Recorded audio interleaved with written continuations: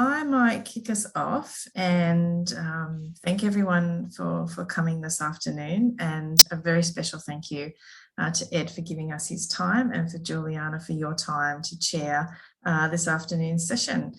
Just a bit of housekeeping. I've got enabled transcriptions for this particular webinar. So if you want us to see the captions, just click on the live transcription button at the bottom of your screen, and then they will come up for you.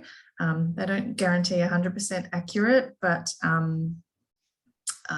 they're going okay. And then we'll also obviously have the recording available for you throughout next week. We'll get those up on our Global Climate Change Week UOW website, and we'll also have the transcriptions up there as well. So yeah, over to you, Juliana. And if anyone has any questions, just pop them in the Q&A, and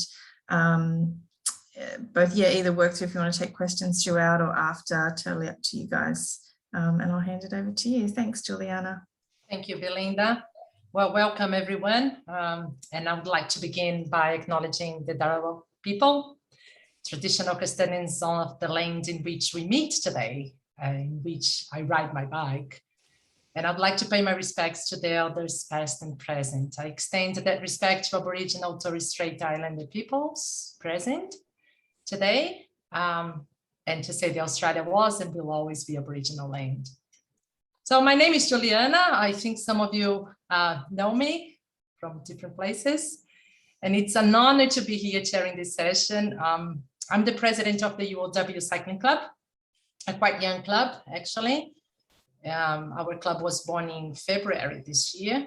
It sounds like ages ago. This lockdown just made us lose a bit of a track of time. But the idea of the club was to gather the cyclist community of our university and encourage the use of bikes as the main means of transportation.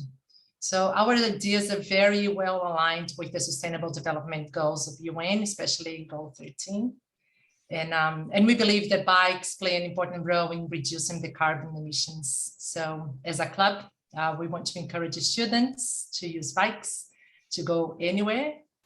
And for this, we are constantly looking for solutions to make this possible. And with this journey of looking for solutions and being involved in something that I love as bikes, when you are passionate about these kind of things, you always meet some crazy people that are passionate about the bikes just like you are. So that's how I met Edward Birt, who is with us today. And he's not only the CEO of the Disability Trust and the solo supporter rider across 5,500 kilometers in the Indian Pacific Wheel, but Ed is much more than this. He's an inspiration for everyone. And you will understand this after his talk. He's just, he's really an inspiring person. So without any prolonged speech from me here, please, Ed, the floor, stage, screen, all yours. Welcome. Wow. Thank you, Juliana. That's really very, very lovely of you to say. I really appreciate that introduction, and very grateful to be on the panel with you and to share some of my thoughts and experiences. And yeah, I think you're right. If you're passionate and interested about something, you'll be able to to speak to it. So that's what I'm hoping to do today. I want to thank Belinda and the the team at University of Wollongong for putting this event together. Good on you guys. Really interesting and challenging times that we find ourselves in. So great to do these webinars, learn from one another, share ideas. And yeah, I also want to acknowledge the traditional custodians of the lands that we're meeting on today, and pay my respect to elders past, present and emerging, and any Aboriginal people here with us, joining us today. And you'll hear I did get the opportunity to cross, I counted them all, there was 20 countries that I crossed in my ride across Australia. So I was very, very conscious as well of that, how lucky I was to be able to do that. So I am going to share some slides that I've put together, but please feel free to throw some questions into the chat, or yeah, or put your hand up or something like that if you like. I'm going to have a go at starting my slideshow. I should know how to do this. but I'm used to using Teams, but here we go. Let's try this. Okay, so you should be able to see my screen now, I hope. So yeah, so climate cyclability, I've called my presentation, active transport for everybody. And I think, yeah, climate action is Sustainable Development Goal 13. But as we'll see, cycling just really, I don't think there's any of the Sustainable Development Goals that it doesn't touch. So it's going to be good to talk through that. So I'm going to have a bit of a chat, hopefully first of all, to give you a bit of a sense of my big ride across Australia, and maybe inspire some thinking about that for yourself, what your crazy big goals are, or little goals, or whatever they are, because I think we've all got them. And sometimes we, I know for myself, I was waiting to do something really big like that. That was just something I had to do turning 50. But so I'm glad I did it. I think, go for your life and enjoy the experiences that life has to offer. I do want to talk about cycling in Australia, and I think I'm something of an expert at this point on cycling in Australia, and some of my observations and information, data around cycling, some of those facts that we know about health and vulnerability, and with a particular focus on disability and climate change underpinning everything we're talking about today. And really, I want people to sort of think differently about cycling. It just does require a paradigm shift. If we approach it with our usual paradigm of rushing and comfort and convenience and one thing and another, it's never going to quite gel. So I think it does require a different mindset, and that's what I'm hoping I can stimulate some thinking about. And I've just I tried to find some older pictures last night, but one of the things I suppose for me is this, just the I've always loved bicycles. I think a lot of people do, and they are just really basic, clever devices for getting from A to B. And there's some photos of me from a few years ago, but and I love that bike with the that milk crate was awesome. 6-pack of beer, plenty of groceries, everything you need. There's my son Albert in the wee rider on the front. I think he was about 14 months old there or something, and he would love cruising through town on that thing. So I think it's just a great way to get around. And I think that idea of that your legs are the pistons and you can be the engine for your own journey is just such a wonderful thing. So with that sort of background and heritage, I suppose, in that connection with cycling that I have, I've been riding to and from work whenever I can over the course of my life, and some periods of my career I've had to drive huge amounts throughout the course of a year, just because of the nature of my work. But whenever possible, I've jumped on the bike to get to and from work. And I think that's just really important to understand in terms of this adventure that I did this year, the Indian Pacific Wheel Ride, which is a 5,500 kilometre journey across Australia, which was it was thought of and first run in 2017, and it's in the tradition of some of the big rides around the world. Like there's the Transcontinental in Europe, there's the Trans-American ride, there's the Trans-Canada ride. So it's Australia's version of those sort of rides. And a guy, Jesse Rowling, I think, put together the course and the route that would be taken. And the plan was that whoever shows up in Fremantle on the 3rd Saturday of March will be leaving, and it's an unsupported ride. So that's a beautiful shot heading up into the hills, up into Cabramurra, down in the Snowy Mountains. So, but that's the route there. You can see goes from ocean to ocean, and with a bit of a long long shot down through the Great Ocean Road and through the Alps. So it does leave third Saturday in March, departs at 6:22 a.m. from the South Mole Lighthouse in Fremantle. So if you can get yourself there, you're welcome to join. It's completely unsupported. So there's no support vehicles. You have to, find your own food and find where you're going to sleep and all of that sort of thing. And you have a GPS. If you're going to participate in the event, you get a GPS tracking device, and then all around the world there's thousands of people watching your dot as it creeps across the country, and that's a rather interesting phenomenon as well. You have had thousands of people sort of giving you encouragement, and as well as friends and family. But yeah, there's a link there. If you go to the map progress page, you can actually see the entire event takes place in about 1 minute, and you can watch as the riders sort of thread across the country. So it's quite interesting. And the ride itself is, I flew into Perth. I mean, the amazing thing was that I thought it wasn't going to happen with COVID, but I booked my flight over to Perth in April 2020. I just thought, right, I'll buy a ticket. That'll get me in the mood to prepare, which it did. And I thought in January there was all of that COVID outbreaks, and WA borders were closed with quarantine requirements and one thing and another. So I didn't think it was going to be happening. And then, mid-February, there hadn't been any community transmissions in New South Wales for over 28 days, which was the deal for WA to open up their borders to other states, which they did.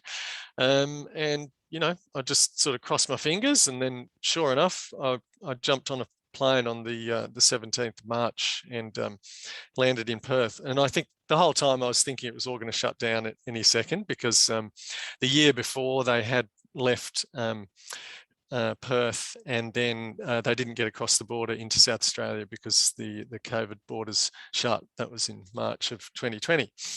So, but anyway, I had a lovely couple of days. I met 8 other riders there who had decided to take a chance at it as well. And one of the great things about this ride, or any ultra endurance sort of event, I think, but is like the logistics and the planning that goes around it. So I think if you've got that sort of mind where you enjoy thinking how you're going to do it and the research you've got to put into it for along the way, that was quite fun and interesting. So thinking about, the very absolute minimum of stuff that you can take to be able to get across the country. And also you'll see all of the reflective tape and one thing and another. And that was, I took 2.7 litres of water. People are quite interested in that, but I found that was quite adequate. The stretches between towns, the biggest stretches are like 210 kilometres. So you've got to be, but then again, that's about 10 or 11 hours of riding. So you've got to have that sort of covered, and the electrics and that sort of thing was quite an interesting logistics as well, as was sort of unpacking the bike on the plane and putting it together in the airport. And I thought it was all good fun. Now you see all these. Now it was all males this year, which is the first time. It's all been men. There was no women represented. So hoping Juliana's going to be over there next year. We'll see. So 9 of us left from the South Mole Lighthouse, and by the nature of the ride, 5 people didn't get right across the country.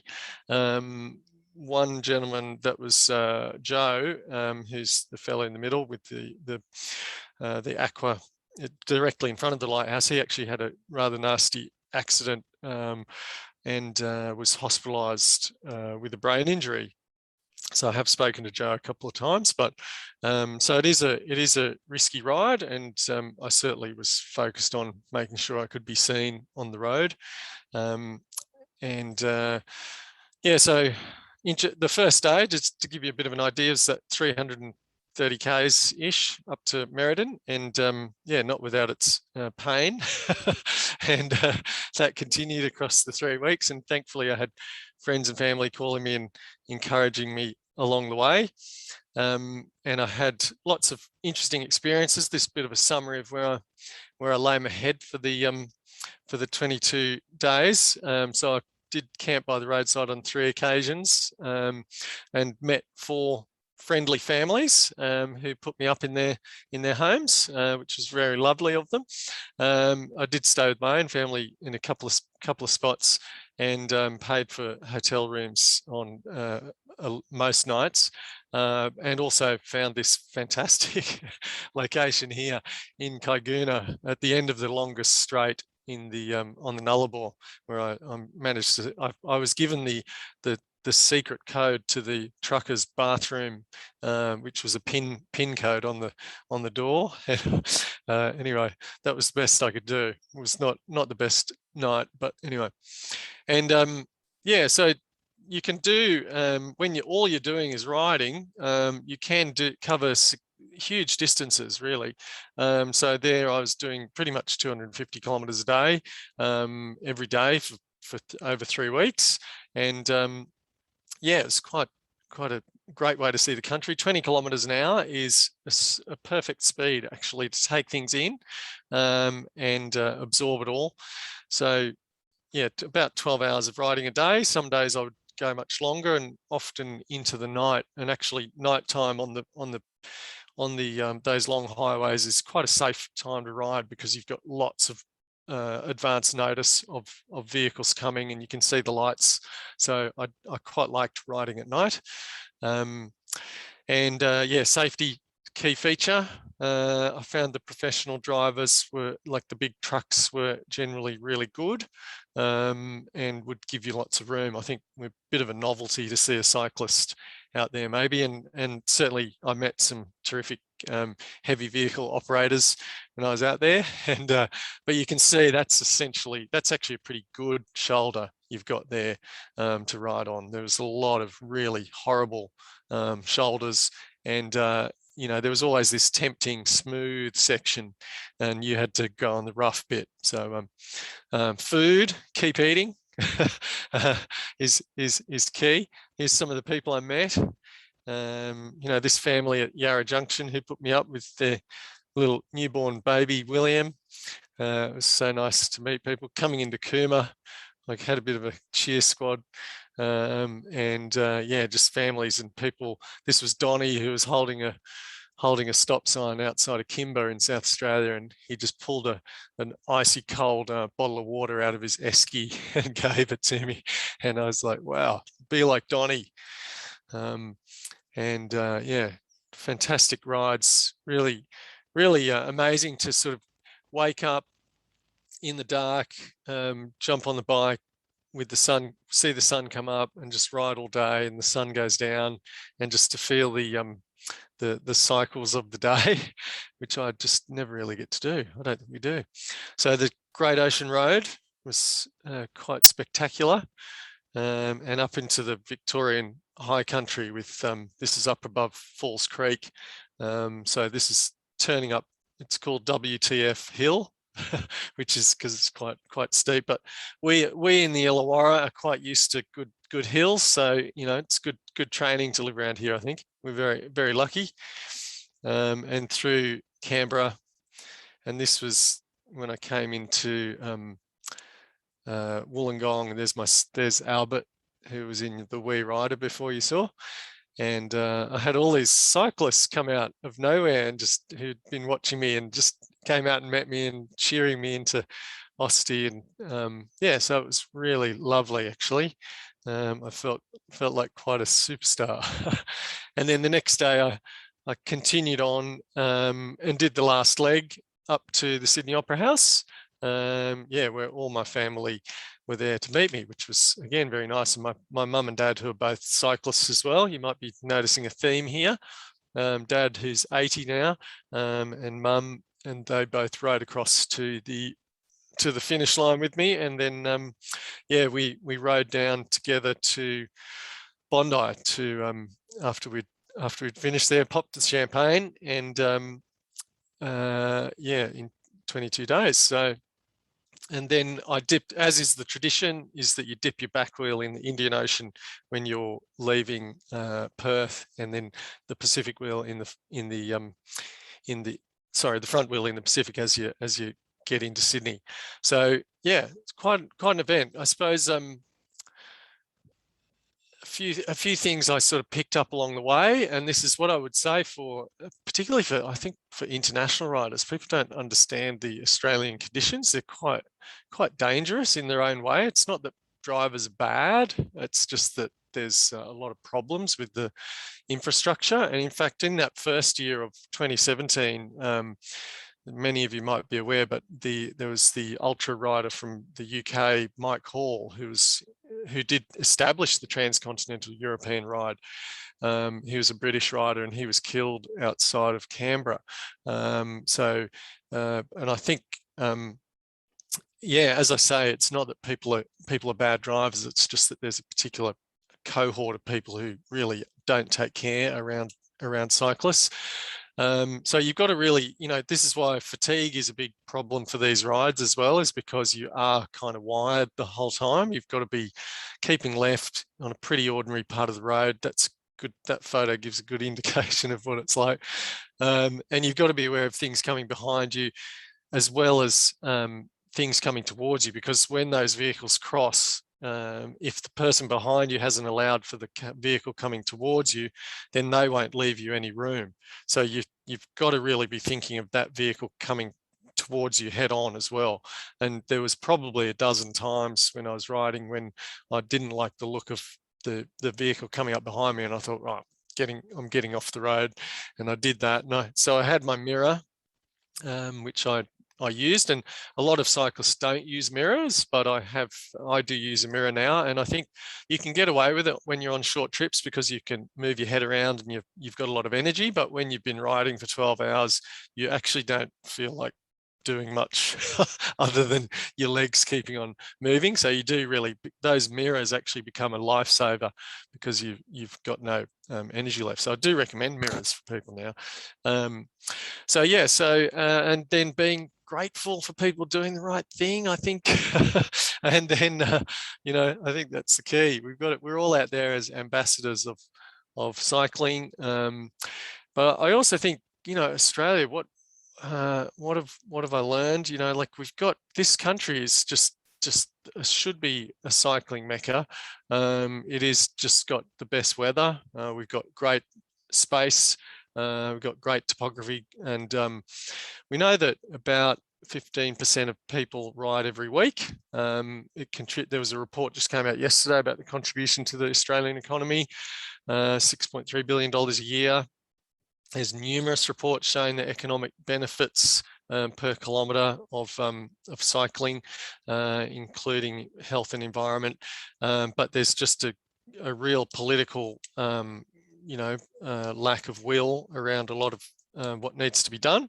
And I think this is where this paradigm shift needs to come in around. It's very much viewed as a recreational activity.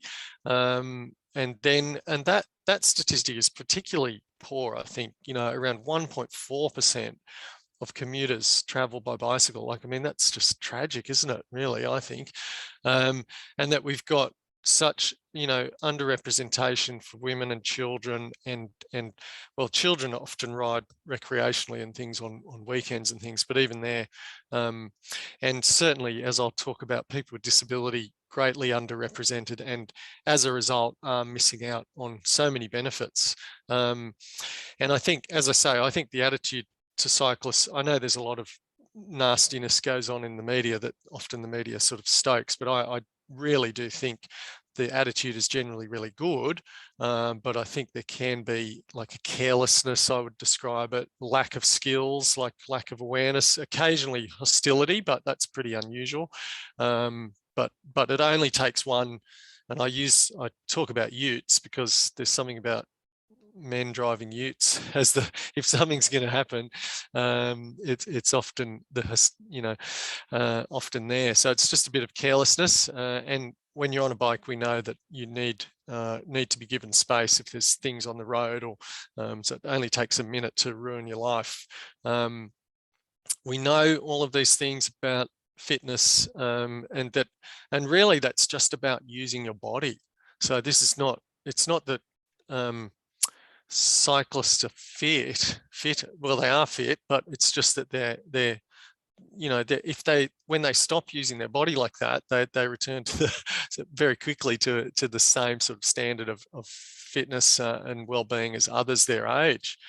So it really does have a beneficial health effect, and there's huge evidence around incidences of cancer and obesity, arthritis, blood pressure, as well as you age. And I think it's particularly important, well, I'm going to talk about habits, but as you age, that you preserve your muscle mass and this immune function. So they're finding a lot about the beneficial effects on your immune function as you age. So, and hence that has all sorts of correlations with the cancers and other things that your body is needing to manage. So there's a lot going on, and I think again that mental health issue is really important. Like, I know for a fact when I've got to drive to work, when I need to take the car, that I'm not as sharp, that I don't have, and I just have good ideas when I'm riding. Like, I'm just saying that that's the truth. And people get that with running too and things, but it's that when you, whatever it is that gives you that, your body working. And I thought I wanted to put this up. This is from the Australian Institute of Health and Welfare. So people without disability aren't necessarily doing great when it comes to being overweight or increased waist circumference, lack of physical activity, hypertension. Those aren't great statistics there anyway. And then we add a layer of disability. You can see this is life or death issue for people, is not having access to activities where people can use their bodies to maintain a level of fitness and work up a sweat. And this is really critically important stuff that we do support people with disability to engage in active transport. I'm now the Chief Operating Officer of a disability service, but I worked for many years in group homes as a support worker and other things. And I would always, I would ride to work. If I needed to take the car, I'd park it around the corner and I'd walk into the home. And, the thing was that opens up possibilities of adventure and community and travel, because, we'd go out and you walk to the shops, be 2 kilometres away. People are, they work up a bit of a sweat, they say good day to the neighbours. It's critical that people with disability are not, enabled to engage where they need support in physical activities. So we've set up cyclability at the Disability Trust, and it's absolutely going off, I've got to say. We've got a lot of people, we've got a big shipping container full of bikes. They're getting used every day. It's really exciting, actually, because we've got a big car park here. Through COVID, it's been quite empty. So anyway, maybe that'll continue. I don't think so. But we do run it on the weekends as well. So we're getting people onto bikes. You can see, I've lost her name now, but on the bike there, you can see the nice big stabilizers, and they're not like those rattly plastic ones. These are decent pneumatic stabilizers. They're really comfortable bikes to ride. We've got trikes, we've got hand operated bikes, we've got e-bikes. So we've got quite a bit of kit, and people are loving it. I was chatting to a lady in her 60s the other day who uses a wheelchair. She was riding our blue trike here, and we couldn't get her off the thing. Her housemates went for a coffee in the cafe here, and she was continuing to do circuits around the car park. So we're hoping to get people like that, as their confidence and skills develop, out into the community using the bike paths and the infrastructure that we've got in Wollongong. So I just want to really get into some of that stuff around environment as well. The bikes, and this is where I think measuring what you do becomes important. Like those, see, if you look on that chart there, that's my actual commuting results over the last 5 years. So you can see they're increasing every year. So, which is good because I'm getting to, I'm not having, well, I haven't had to use the car so much this year and things like that, but, and our office did move further from my home, which was good. So before we were in Fairy Meadow, those 2017 and 18, but what I like to do is look at, well, as a middle-aged professional, you know, fellow, I'm definitely a candidate, and I've got a car. I've got a Toyota RAV that, you know, I guzzles a, can't remember exactly, but that's the calculation here. So that's for my car. For the 4,300 kilometers I rode to get to and from work in 2017, that was 780 kilos of CO2. Which was not released into the atmosphere. And I can really hand on heart say that that is a trip that would have been taken by car. You know, so I think that's a clear outcome, and I just sort of track that, and I get quite a kick out of seeing that, those sort of numbers. So I think it's whatever motivates you, but I do have a focus on that. And we know, yeah, there's other emissions that come out of the tailpipe. The bikes are, you know, 10 to 15 kilos. There's no, even though I feel like whenever I'm buying equipment for my bike, I'm like, oh, well, that's, you know, there's an environmental impact of that. You compare it to what you'd be purchasing with a vehicle. So there's lots of great aspects there. No roadkill. This is the sort of tragic thing. I sort of think, you know, the current commuting picture in Australia is that Aussies, we love our cars. So this big blue section here is personal car use to get to and from work. The bottom axis is the distance to work. So you can see for distances up to 5 kilometers, you get a few people walking, a bit of cycling, a bit of public transport is the red. And then, but even for those very short trips, as you can see, 5 kilometers, people are, the vast majority, 70%, 7 out of 10 trips are by car. It's just really, it's crazy.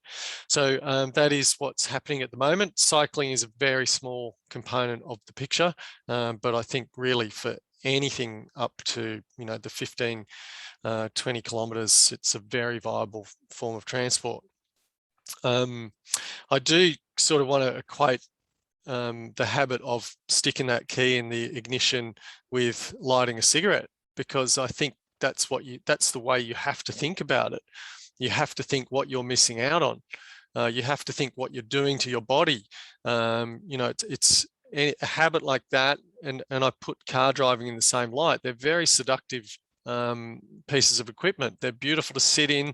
They smell nice. You got the surround sound. You know, it's your space. They're powerful. They're wonderful things. They're both physically and psychologically addictive, and form habits that aren't good for you. It's bad for your health. It's dangerous to other people. It's antisocial. We know that from all of the road rage stuff. It's incredibly expensive, and for sure it's polluting. So I think, you know, maybe try and have a think about that next time you're turning the ignition. Is it like lighting a cigarette for you? So it makes it an issue. And you know, we know there's about a metric ton of carbon for every 5,000 Ks driven. They're saying that we should have, if we're going to have 10 billion people in this planet, which we are shortly, we all going to get a carbon budget of about 2.3 tons per person. Well, the average Aussie is up around 15 or 16 tons per person. So we've got to be thinking, what is our personal carbon budget, and what can I do about that? It's just not acceptable that we are where we are. We need to stop being so greedy, really. And then, as I say, the average commuting distance in Australia is 15 kilometres. So that's the average. There's further and there's less, but, you know, so half of the population is travelling less than 15 kilometres. So that would, on the average car, save you over a litre of fuel for each way, and 2.7 kilos of CO2 being released.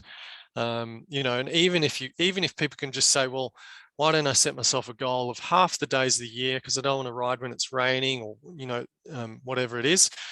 Set yourself a goal and think, well, half of the days of the year would be an amazing achievement, and then think about what that would actually save. And it's a genuine saving that you're making. So you'd be saving, in that case, 270 litres of petrol. This is for a 5 kilometre trip each way, and 648 kilos of CO2. I'm thinking we should have, like we have on cigarettes as well, a product warning, health and wellbeing warning, because these products, as seductive as they are, you have to realize what that is robbing you of. So hundreds and hundreds of hours. I can tell you, I've ridden over 15,000 kilometers this year, and from my Strava thing, it tells me that's like 720 hours or something. So that's like, you know, 30 days almost of exercise, which has been really cost me nothing. But these vehicles are really robbing people of that opportunity. We've got deaths, we've got you know, high rates of deaths. And the thing with traffic accident deaths, we have to remember, is they're often people with many years of life left to live. They're sudden, they're violent, they're incredibly traumatic for all. We all know people have been killed or seriously injured in vehicles. You know, and for every death, you know, there's, as the statistics there say, for 2018, there was almost 40,000 hospitalizations, and that's a huge, the odds of being hospitalized for a car accident, for a traffic accident, are huge. 1 in 675 every year. That's not, that's crazy. And then the actual expenditure around that. And the thing, you know, from an economic perspective, I think, you know, that's the average price of a new car is $40,000. It's a huge amount of money. And then the average annual cost is between 11 and 13,000 that people are spending. So, and we know that there is a registered vehicle for every adult in the Illawarra. Wow, it's just amazing. And these things weigh 1.5 tons, and they've got capacity to carry 5 people, and they all have just got the one. And when next time you're at the traffic lights, look at them all with the one person in them. It's really an amazing thing. It's like using a what's that saying? Using a hammer to crack a walnut, or yeah. So it's quite an urgent issue, and it's also what I would describe low-hanging fruit. You know, because the answer is here in front of us. This is Max on that blue trike that I love. Max was terrified of getting in on the bike.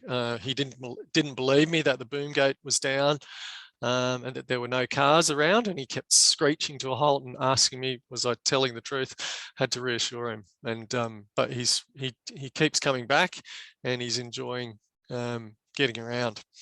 So I think, you know, I'll try and wrap it up, but we need some serious investment in infrastructure, and that means separated cycleways in built-up areas. That is just a principle. You know, we have to agree on what are the design standards, and it's not just like some added extra, because while ever we're sort of, you know, fighting over crumbs at the table for these infrastructure processes, it's really frustrating. But I take my hat off to everybody working in this space. It's very, very difficult. And I know there's a lot of people at Wollongong Council who are working really hard to support a stronger focus on cycling infrastructure for our city, which is great. Yeah, so we want to have that support people's attitude adjustment. Well, I can't remember what BOC stood for, to be honest, but and practical support, like we're doing here with the Disability Trust. We're running support training, and I think presumed liability laws would go a long way, like they have in many parts of Europe, where if you do hit a pedestrian or a cyclist in your vehicle, you're presumed to be at fault. That's the default position, is that you're liable, and you work back from there. So I think that is not the case in Australia. So I can be driving a big vehicle through rural township, where I know there's supermarkets and kids and people with shopping bags, and trying to cross the road, and I can hammer through there at 50 kilometers an hour and hit somebody, and I can say, well, they stepped out in front of me. But that, you know, was it reasonable for me to expect that somebody distracted on their phone or with a child might step out in front of me at that crossing? I think it is reasonable to expect that, and to have that expectation of drivers that they will drive with care. So I think we do want to have all of those things available and make it fun and easy to get around. And I think, again, I think this is my last slide, but about making the paradigm shift is about, if you want to make room for cycling in your life, you know, like anything, what's the 10,000 hours thing? You know, the more hours you put in, you get better at it. You can't expect, just because you know, can ride a bike, you can't jump back on after many years of not riding, and you're not going to be proficient. So you've just the more you ride, the better you'll feel. It certainly takes a couple of weeks if you're out of shape to actually enjoy it at all. You know, you're going to feel nauseous. It's going to be unpleasant. People will be looking at you going, oh, you must love riding a bike, and you'd be like, oh, it's absolutely awful. You know, it's not nice. So I think, and then, you know, don't be, I love the way people will buy a bike and then they work out that they bought it out of because it looked nice instead of it being practical. And then they go, oh, I've got a bike, but it's in the garage, and well, get another one. You can get another one. It's fine. Yeah, get another one until you get the one that's right for you. I think you have to go through 2 or 3 bikes at least. That's the kind of the rule. So just get over it. And yeah, you don't have to love it. And if people say you must love cycling, just say, yeah, whatever, I'm getting around. You know, but I do think try and set some goals, measure those things that matter to you. It might be money, might be your waistline, might be CO2, and be aware of, make extra time for yourself. Like if you're commuting, you've got to, you know, and if it's raining, if you know the weather's going to be wet tomorrow, like I'll get stuff ready, and you know, got to allow extra time, and know that you will sabotage yourself. So you'll go, oh, I might just have another cup of coffee. Oh, look at that, I've run out of time. I'll just jump in the car and off I go, you know. And that's not like, that's what you do. So you're just tricking yourself, and the loser, it's like that's why I say it's like a habit. It's like a, you know, the seductive vehicle, and you've paid $40,000 for that car. It's in the driveway. You might as well use it, and it looks great. And anyway, that sort of stuff. But do maintain your bike.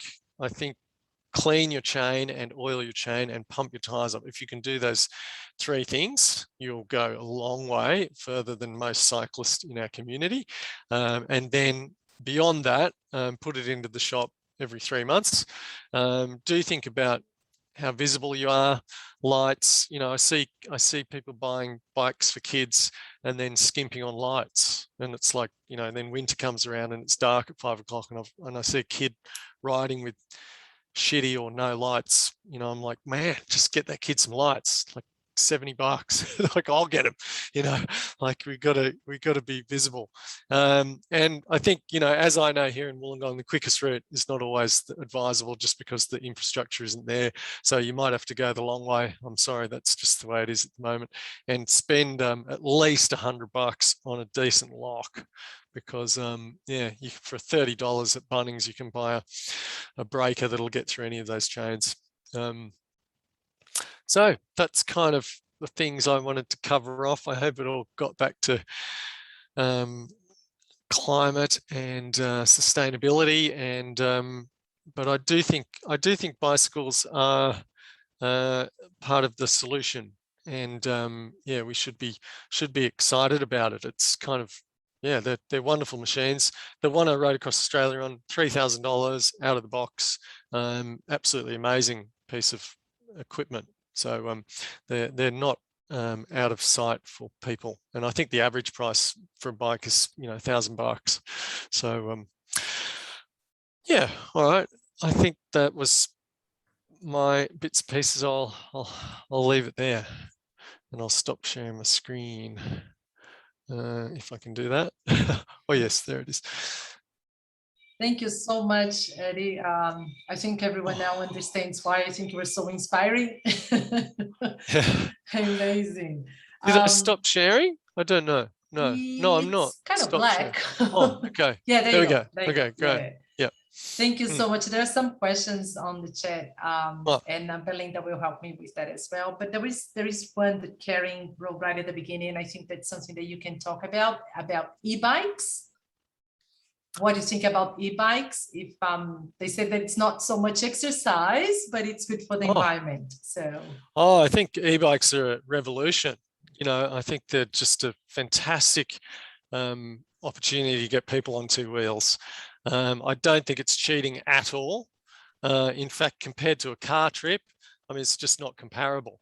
They're just they're a wonderful way to get around, and and if what's hills are a barrier to people psychologically and physically, that they go, oh, I would do it, but oh my God, I live on Hill Street. It's but you get on one of those e-bikes, like come and try ours here if you can, because I've got a colleague who, he's about the same age as me, and he's got a heart condition and a little bit, needs to take care of himself, and he tried the one here and he's on it, and yeah, it's brilliant. I think they're the most exciting thing to come along for a long time.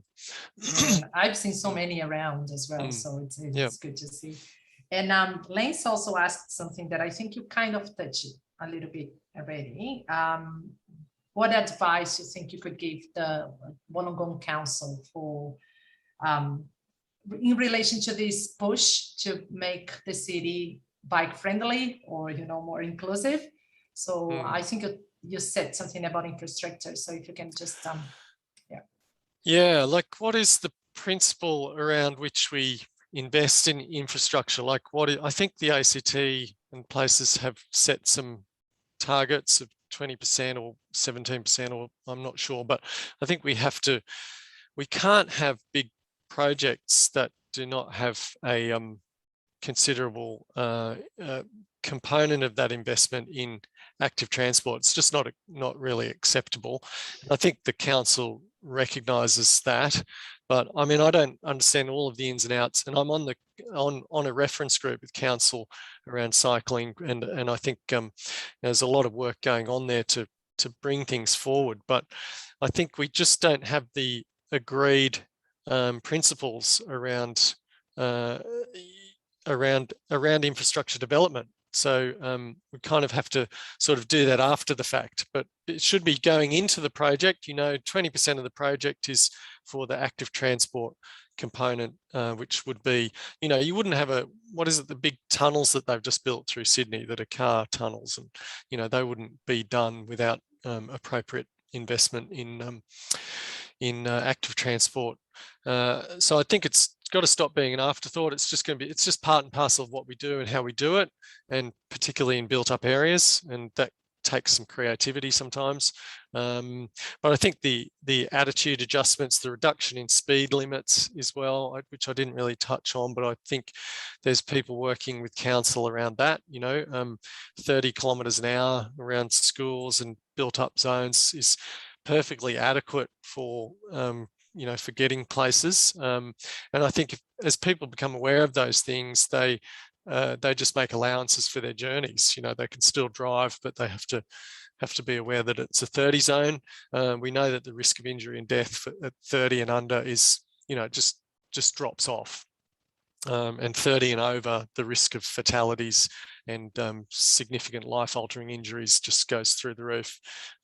So I think that's a big one. Don't know if that helps, but I was just thinking about this 30 kilometers per hour, that also I think it would encourage people to ride the bikes, because you probably would get there at the same time, you can't go any faster, so no, just ride a bike. That's the plan.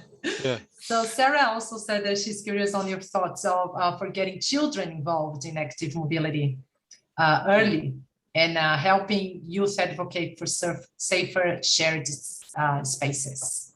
Yeah. Well, I do think that the schools are key to that, and having safe and identified routes to and from schools for kids, so that everybody in the neighbourhood knows that that is the, the typical route that people are going to take to school at a certain time. And you could have signage around that, so people feel a sense of comfort. Parents feel a sense of comfort about their children going out on bikes, because I think there's, ironically, a lot of the danger is from mums and dads driving their youngsters to school because they're worried about their safety. And then so it's kind of like, yeah, if there's a way we could support that. And I think I like some of those approaches where they get kids to bunch together, and you have the agreed route, the school bus, that but it's actually a bus made up of individuals who travel along together. I think that's a good approach. And I think for a lot of parents who don't have the capacity to support their kids learning to ride, they're not riders themselves, but they'd like their kids to ride. Like people like me and others in the community, we should be working together to help those parents, I think, to, it is hard work on your back, teaching kids to ride. Like, you've got to have a degree of fitness and run around and say, right, this is going to be a tough weekend for me. But I think if the neighbourhood and the community shares that a bit, it becomes much easier. I'm sort of envisaging that you do get places like car parks where you put the witches' hats across and parents volunteer with high vis and they support kids learning to ride. Because I think, some parents just haven't got the capacity or the skills or the desire, but they would like to see that for their kids, so we've got to, I think that's a big part of it, really. So that's a good question. Thank you. Belinda, do we have any other question there? George has a question around his personal preference, I think. Can you comment on how the helmet mounted mirror you use compares to the one mounted on the handlebars? I guess it's also related to a bit of safety. Yeah. That's a good question. I like the one on the helmet. I got really, I realized my muscles in my eyes weren't used to it to begin with. Like, again, you've got all these weird muscles in your body and you're going, I'm getting a real headache because I'm strained. But I got really used to it and I recently snapped it off. So I've just ordered another one online. They're like $7 or something. And so I've ordered 2 of them. But I find the one on the handlebars that vibrate quite a lot and it's harder to position to see. So that was quite an interesting revelation, actually. The mirror, it was like cars use mirror, like, of course you use mirrors. Why a cyclist? It's a bit unusual to use a mirror. And it gets a bit of comments. And I think you do get used to looking behind you. So you're moving around a lot, but as I say, if you're doing long rides and things, you just want to look in the mirror. It's the most natural thing in the world, right? Looking in the mirror to see what's behind you. And the other thing, sorry, Ed, I just wanted to ask you before we finish up today is, I was just wondering how you feel that it may have already, or how climate change will change bicycle design, like with the temperature of the roads.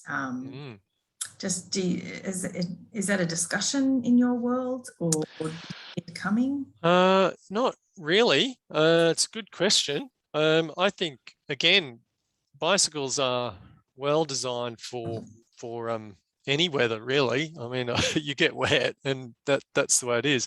But I mean, heat is probably, the worst thing when it's really blistering hot. I mean, so look, you look at the design with chains and derailleurs and things and think, well, somebody should be able to improve on that, but they're pretty good, they're pretty clever, and they're pretty simple. So I think that's the beauty of it. And the amount of materials in a bike, as I say, there's not a lot there. Even though I feel bad when I throw a tire away, I'm like, well, it's not, I might have got 12,000 Ks out of it, and it's in the scheme of things. But we've just got to be, like, when I see the trucks go around the corner at Summer Hill there, and when I'm riding home, I just see these trucks with the double-decker new vehicles on them with the beautiful plastic, and there's a lot of Teslas now coming out of Port Kembla, I'm noticing, and like everybody's talking about electric vehicles. Electric vehicles are not the answer to our problems. They still they still release all of those microparticles through the brakes and the tires, the really dangerous ones. I can't remember what they're called, the MP2 or something, which cause asthma and lung cancer. We just need to be minimizing our use of oversized pieces of equipment when we are this big. I'm this big. I need something that fits, that's the right size to get from A to B. I'm thinking the bicycle's looking pretty good, it's just silly. It's just overkill with the car. And I think once we realize that, I love car trips. I love going away with the family, up to see my mum and dad, and I've got a bunch of people in the car with me, and we're listening to music, and they're a fantastic machine, but we're just absolutely flogging them. So it's not acceptable is all I'm thinking. It's the only way I can put it. Anyway. Thank you. Thank you so much. There's just so much chat going on in the chat, isn't there, Juliana? Yeah, there is. Everyone's on fire. Even books suggestions here. I'm just good. writing Okay. a book. It's all about the bikes. So I'll save it to you. It's all about the bike. Okay. Yeah. Haven't well, that sounds good. I haven't read that. Yeah. There's also a book by Rupert Guinness, who's a famous Australian cycling journalist. He wrote a book called Overlander, because he did the Indian Pacific ride as well. And he did message me. He meant to come and meet me when I got in, but I haven't read it either, but I keep meaning to. It's called Overlander, and really worth reading.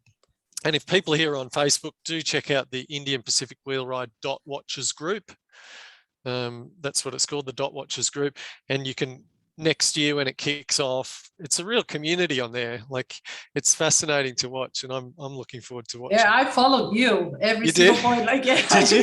It becomes very addictive. You were saved on my screen saying following Mr. Birt. I didn't know you back then. Really? It's so interesting, because you're like, what are they doing? What are they doing there now? Like, why are they stopped? Are they okay? Should we message? Like, what's, so everybody kind of gets involved, and it's fascinating. And I saw Sarah, a friend of mine, is online from Amsterdam, and I got a call from Sarah out on the Nullarbor one day when I was feeling pretty down, and it was like out of the blue. So that was hi, Sarah. And what a lovely community. Thank you so much. I'll let you wrap up, Juliana. Yeah, thank you so much. I hope that everyone understood why he's so inspiring, and he lives near us, so if you can catch up with him sometime, I highly recommend. I'm looking forward to this as well. So thank you so much for everything, and let's carry on riding our bikes and fighting against this climate change, being the change, being part of the change as we can. Thank you, everyone, for being here this afternoon with us, and we hope to catch up with you next time. Thank you, Belinda. Thanks, Juliana. Thanks, everyone. Thanks so much, Ed.